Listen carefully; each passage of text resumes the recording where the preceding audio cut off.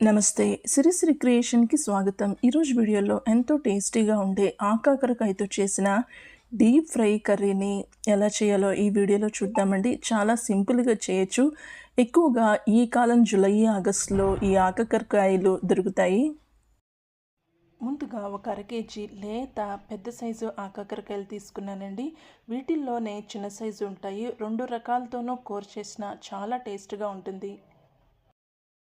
తర్వాత ఇలాగా చిన్న చిన్న ముక్కలుగా కట్ చేసుకొని ఉంచుకోవాలండి. ఇందులో గింజలుంటాయి. లేత కాయ కాబట్టి గింజల్ని నేను తీసేయలేదండి.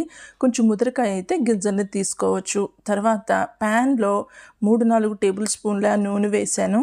ఈ నూనె బాగా వేడెక్కిన తర్వాత ఇందులోకి ముందు కట్ చేసిన ఆకాకరకాయ ముక్కల్ని వేసుకోవాలి.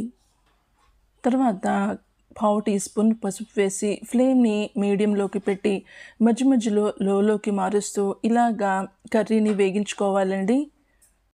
ఈ ఆకాకరకాయలు ఈ జూలై, ఆగస్టు నెలల్లో దొరుకుతాయండి. చాలా హెల్దీ న్యూట్రిషియస్ ఫుడ్. ఇలాగా బాగా మిక్స్ చేసుకొని ఫ్లేమ్ని మీడియంలో పెట్టి వేగించుకోవాలి. మూత పెట్టేసి మధ్య మధ్యలో మూత తీస్తూ మిక్స్ చేస్తూ వేగించుకోవాలి. కాసేపటికి ముక్క రోస్ట్‌గా వేగటం స్టార్ట్ అయిందండి. ఇలాగా ఒక పావుగంట సేపు వేగించుకోవాలి.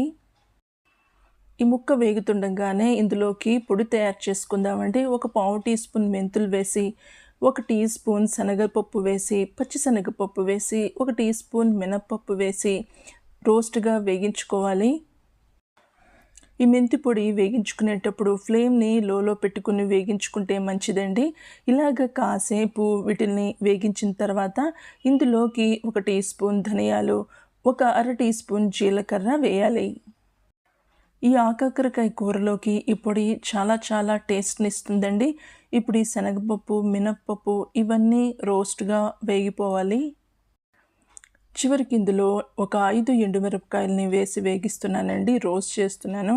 మామూలు పొడికారం కాకుండా ఇలాగా ఎండుమిరపకాయలని వేసి వేగిస్తే గనక కర్రీలో వాడితే గనక కర్రీకి చాలా టేస్ట్ వస్తుంది. కాసేపు వీటిని ఇలాగా వేగించిన తర్వాత మిక్సీ జార్‌లో వేసి ఫైన్‌గా పౌడర్ చేసుకొని ఉంచుకోవాలి. పౌడర్ చేసిన తర్వాత ఇప్పుడు వేగుతున్న కూరలో తగినంత ఉప్పు కలుపుకోవాలండి.